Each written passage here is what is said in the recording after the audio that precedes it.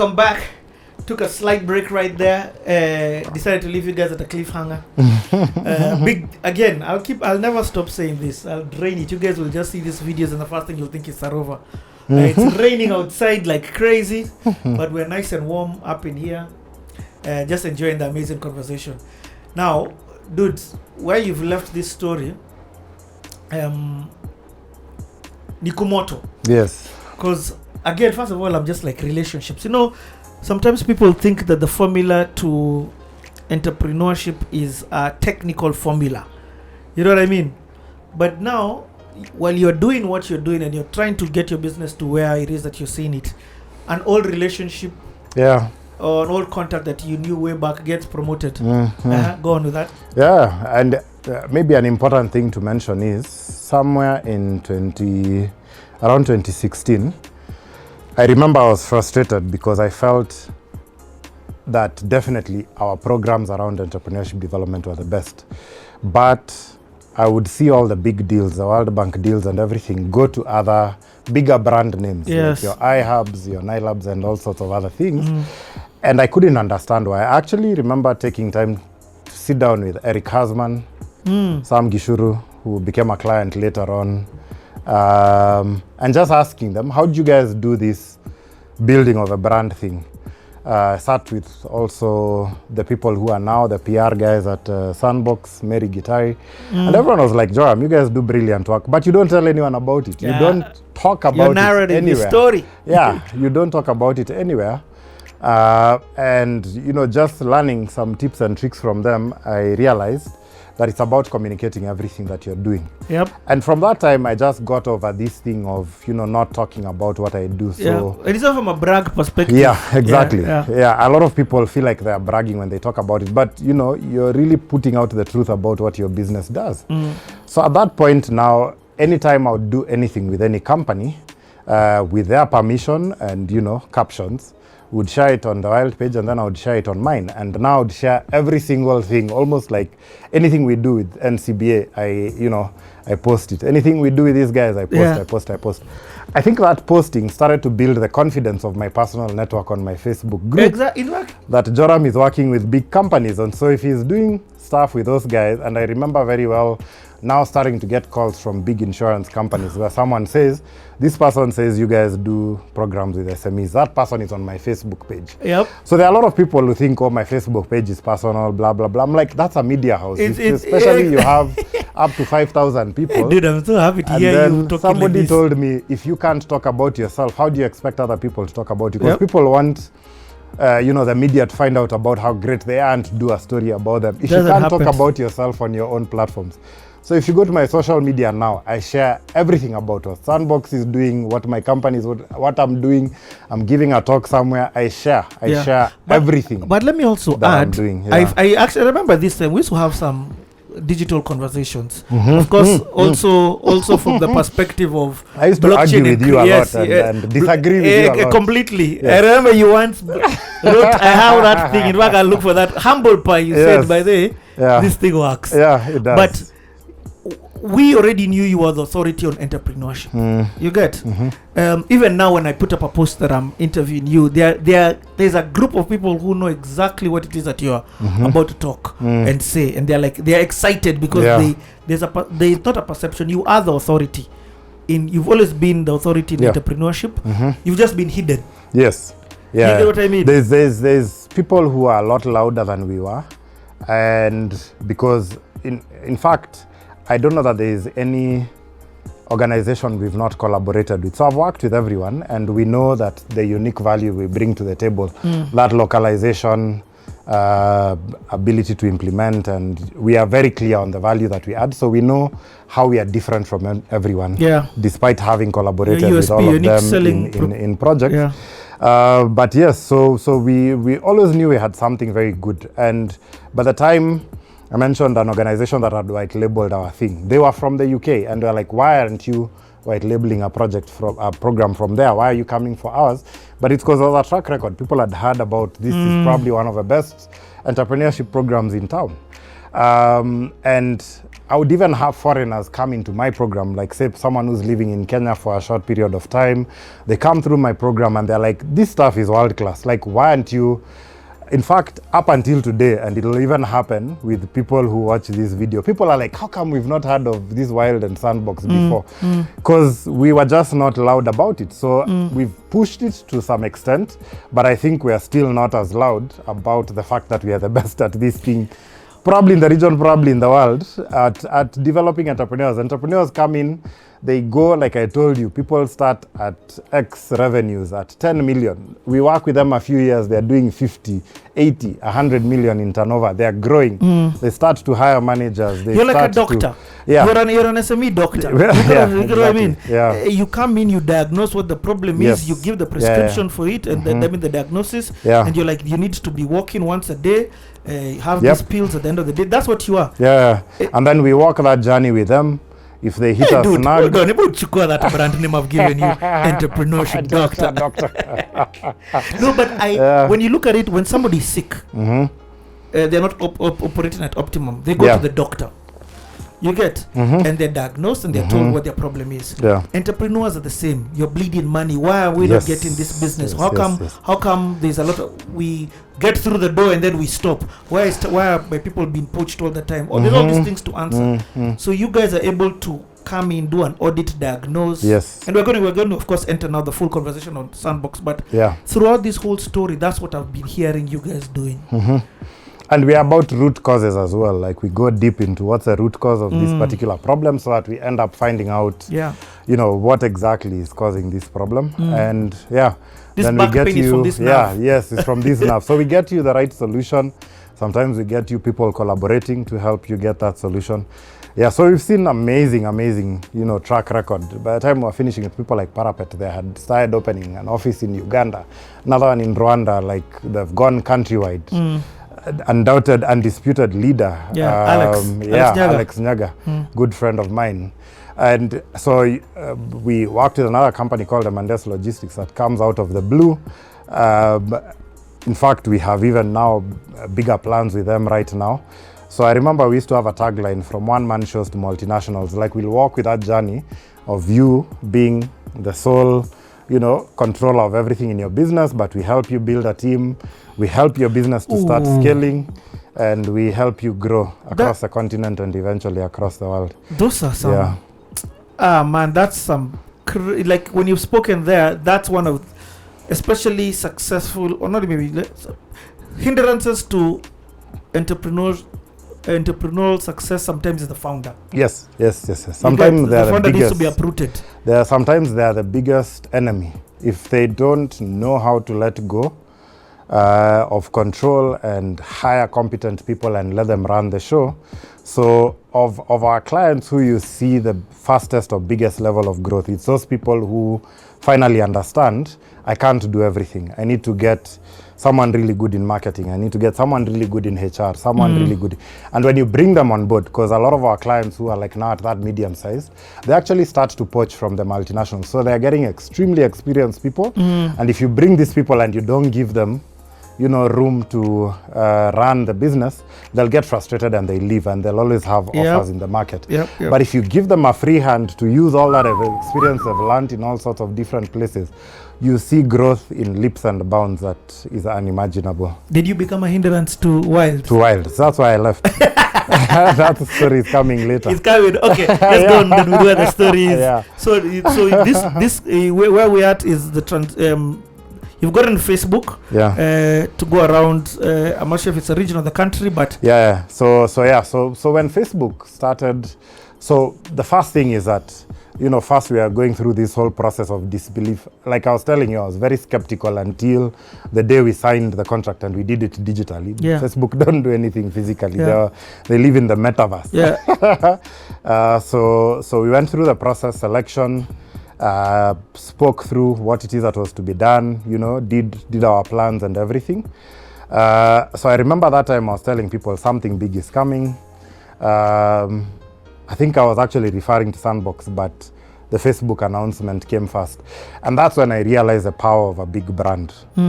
Because the Facebook announcement changed everything. And by then, they didn't even go loud in traditional mainstream media.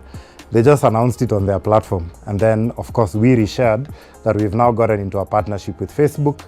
That year, they wanted us, and we were doing physical trainings. This was before COVID. Yeah. So they had wanted us to train, I think, close to 5,000 small businesses on how to use digital advertising using Facebook platforms. So you're looking at Instagram, FB itself, and Facebook itself, and WhatsApp. And so we were able to bring the experts together who were trained, went through a training of trainers from Facebook staff in the UK. Then we deployed them countrywide. We literally got like social media managers from Kisumu, from Mombasa, from Nakuru, from Nyeri, from across the country. They came here for several days of training. We deployed them back. We had, the funds to book venues, locations, and from a funding getting perspective, people. this must have changed your business. Oh, it did completely. They're still working with Wylde until today. So every year, I think to date they've trained maybe between 16,000 and 17,000 small businesses. And it's you guys who are doing the payment. Okay, I'm just going to picture we're like managing everything. Think about the management of that. We're talking about logistics, venue, they have logistics, venues, food, trainers, everything across the country. So we had a massive, for the first time, we did like a countrywide project management thing. Like we had to get a team just to manage. That team is still there until today, like project manager for the Facebook project.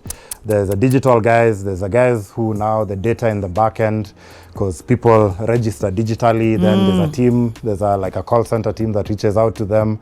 Like it's a massive operation. And we were able to do that, build a database around that. So I think we have a big database of, many thousands of small businesses. So anything Facebook related now, mobilizing across the country is not a big deal to get those people on board.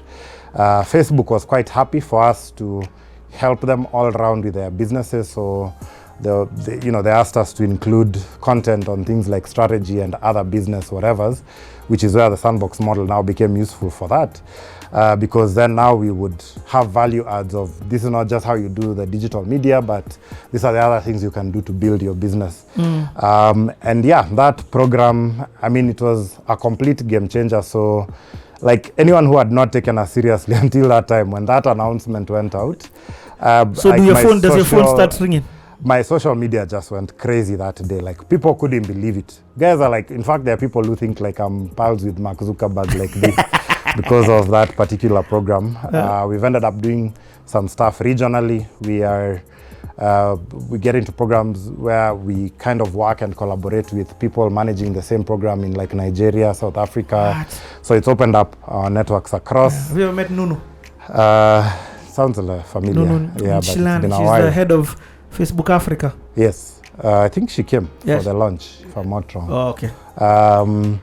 We had a big launch in a hotel. The day we launched a program, we had some government people come. Like, it completely just blew us. And was it you guys organizing the launch of the project? We organized everything. What? They did have their PR people and their marketers and stuff. But you got, this is a huge event. We organized everything. You're their sole... I think, was it Joe Mushero or someone who came for the launch? It was... Were there other people who also awarded this contract? So we handle the main part of whatever. There are other people who handle other smaller programs. Okay. In different like community builders, you know, and but that from kind the digital of advertising perspective, but the digital whatever for small businesses, we are the ones who've been handling it to date. That's huge. You have to understand, Facebook's whole model is based on ads. It is. That's why they want the training to happen, to educate. And so now every time they even have like new features and new things, so it's us, to push it out to the people. There's advanced programs for like social media managers and even all the way to media buying.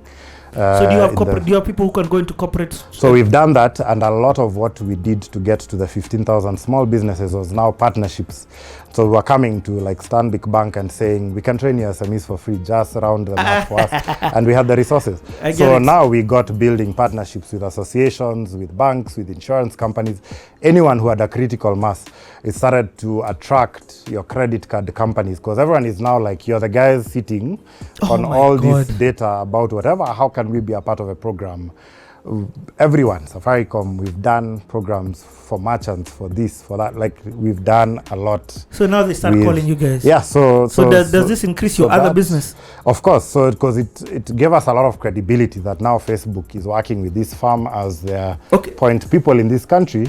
So which other corporates can't work with us? Let me ask you, is working with us. Yeah. Do you take the MPESA model where now you have Safaricom and then you have MPESA? Yeah. So for you, is that what happens? Like there's Wylde and the Wylde. Yeah. Like Facebook needs to sit on its own. So what happened is that when the Facebook project came, and because it was big, it started to introduce a new project management model for Wylde. And today there is actually maybe several companies where we are doing that. So we noticed that because what people are interested in is someone who understands the SME space, how to quickly reach SMEs, the channels and all those sorts of things, which we had figured out.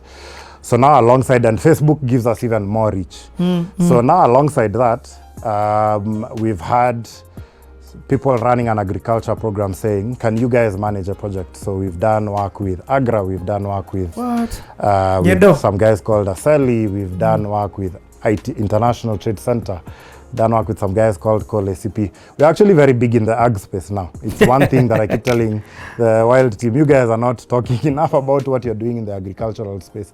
They've done programs, helped guys get access to funding in the agricultural space, people doing export. But then you sit on the board, of course. Yeah, so that's why I know everything, or not everything, but a lot of the things that are going on.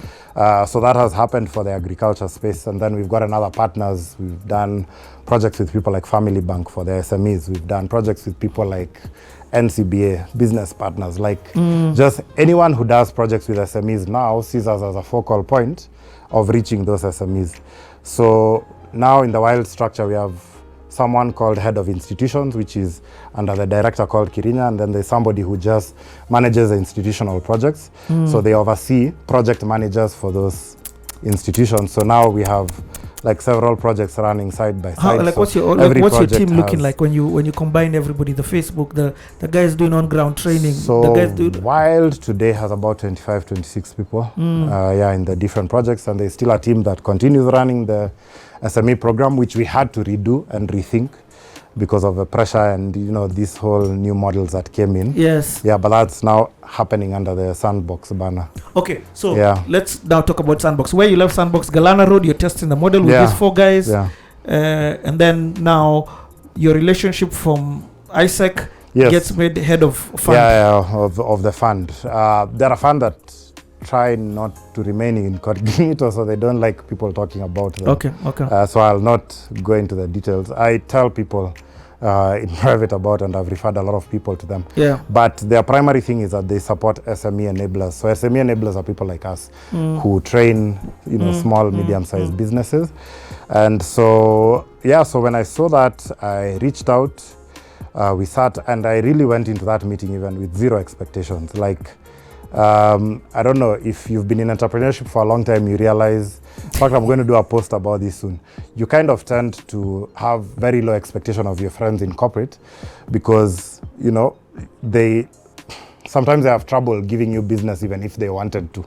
The corporate structures and the politics and everything. And so it can mess up relationships. And because, we had been friends, I walked in with zero expectations, almost to just learn more about the organization because I had heard about it, but I didn't know exactly what it did. And now here's somebody I know who's working there. So we met, had a long conversation, and then left the meeting, went back to my wherever. So a few weeks later, I think 2 weeks later, she sent an email asking another whole bunch of questions. So I just answer, without any expectations. So after that, she reached out again and said, look, you are a perfect fit for the kind of people we fund. Are you interested in putting in a proposal that we can consider for funding? My global director is coming in 2 weeks to check out the local projects, but he can also meet potential new people. Do you have a concept to be funded? We are like, we've had this one-stop shop thing we've been putting together. So maybe we can just put that concept forward. So in 2 weeks, they came to our office, and because we had been working on it and like doing the math, we had even done a study of how much rent are people paying, and we saw that the model was going to save people money and all these sorts of things. So yeah, they came on board, they came to our office, we had a conversation about the plans that we had. We saw them getting excited, and so at the end of our meeting, they're like, okay, why don't you put in a concept paper and we can consider the whatever. So we sent in the concept paper within, this was like literally in April of 2018. Sent in a concept paper in April. We had the meeting in March, sent in a concept paper in April. By around May, they came back saying, we like the concept paper, do a fully fledged proposal. Now thrash out everything in terms of how it's going to work and put in a budget. So we went ahead and did that. And now that's when you realize idea and reality can be two very different things. So that's when now we started going into the nitty-gritties of how much space do we need, this, that, and the other. Yeah, so we finalized that, had some back and forth between them saying, you know, look into this, change this, use this format for, you know, your budgeting and all sorts of things.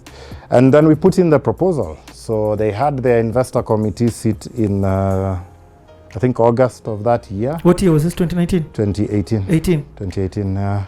I think so. I think they sat in August, and then in September we got an email approving that they were going to fund us. Yeah. Okay, so at this time, when you're putting all this, do you create a new whole company called Sandbox? No. So this is still Wylde. This was Wylde. In fact, very funny thing. We were going to have it as a subsidiary. It was going to be like a project under Wylde. We were going to call it the Wylde Business Support Center. So all along we were viewing it as a subsidiary of Wylde. I mean, the project was approved. It was a lot of money that we had put in the budget. It was about 50 million Kenya shillings. Oh, man. That got approved? Yeah. 500,000 US dollars. 500,000. Actually, it was more like 500,000 euros that got approved for the project, which is... On that you're going to have to pay back? No. This was a grant, actually. Because the organization, you know, funds from a grant perspective. Okay, because they are looking at... impact on society. Impact on society. And because we were working with small businesses, which when we help them grow, they, you know, create jobs and that kind of thing. So yeah, so they did this. So the, you know, the language is that, you know, they are giving like catalytic funding to pilot something, because nothing like this had ever really been done before. So it's like funding to test the concept, and you know, because we've structured it, and so yeah, so that's how the money came through. So for somebody who may not understand what a grant is, let me say this: they're given $50 million that you don't have to pay back. But 50 million shillings. 50 million shillings, sorry, that you don't have to pay back. Yeah. That you put in as, which is money to help you accomplish the proposal that you're bringing down. Yeah. It's so like R&D funds that help you like test the concept. It was on one condition though. The condition was that it had to be a sustainable concept, that once it was up and running, it would sustain itself. Yeah, so don't come back for round 2 of funding. Yeah, don't come for round 2 of funding, and don't ask us to support the project, you know, down the line. Because we had said right from the beginning, I mean, we had been a commercial business. We were charging entrepreneurs. Yeah. But even the idea didn't come from a place where you were looking for funding. Yes, we were doing it commercially on a small scale, so we could see that it was going to work on a larger scale. It just needed to be structured well. Let me interfere there and just say, I remember there's a time when I would just see serial fund lookers in the name of entrepreneurship. You get guys who go for every, what do you call those events? Competition, pitch competition. And just stuff. To get funding with ideas that don't work. In fact, I was so confused. I remember I went and I said, so what is your product supposed to do? No. I need $80,000 funding so that I can kick it off. And I'm like, so but then what's the concept? Yeah, we call them grantpreneurs in our... So it's a thing, yeah, it's a thing. Oh, okay. There are people who run off that and they're able to raise millions of dollars in funding. By the time it's running out, it's 5 years later, you've built your house, you don't need the money anymore. So I love the fact that yours didn't come from a place where you're even looking for grants. The grant became an opportunity along the way. That just came to fuel. And to be fair, like in our space, there's a lot of grant funding for projects in line with, you know, building society or helping entrepreneurs. Of course. grow. I think what really attracted them to our project was, one, the sustainability model, because I'll explain how the Sandbox works now that enables it to like pay for itself. And so they were attracted to that sustainability thing. And also for us, the cost of helping entrepreneurs. In fact, before Wylde entered the scene, people used to say African entrepreneurs don't pay for services. But we had been doing it for almost 10 years. So we knew the price points, we knew how to structure the pricing so that they are able to afford and pay for the services. And so the fact that we were introducing that pay for service model by entrepreneurs was very exciting, because the general belief, even later I went for a conference where there was other people like us, and there was a lot of attention on our model, because guys were like, oh yeah, the guys who have a model, you know, that's sustainable from Africa. So everyone was interested in learning more, because they're like, yeah, other people have been telling us that entrepreneurs, whatever. In fact, I even had someone from Japan, Deloitte in Japan, last year come to study our model, because they had heard about it. And they're like, yeah, from us, we hear that it's difficult for entrepreneurs. Like, no, here they pay. So what you're doing, first and foremost, it's truly what we said in the intro. There was no precedent. There was nothing like this that had been done before. Unless, in fact, anyone from the audience can put a link. Please, in the comments. Yeah, in the comments. Yes. So you as the concept of when you were starting this was to South America to China. We've not found a concept like and this is not an incubator hub. In fact, let's enter and talk about this so that people can understand before they enter the comments and talk about a model like this. Wait, don't put your comments in. First listen. So 2018 September. September. So funding is approved.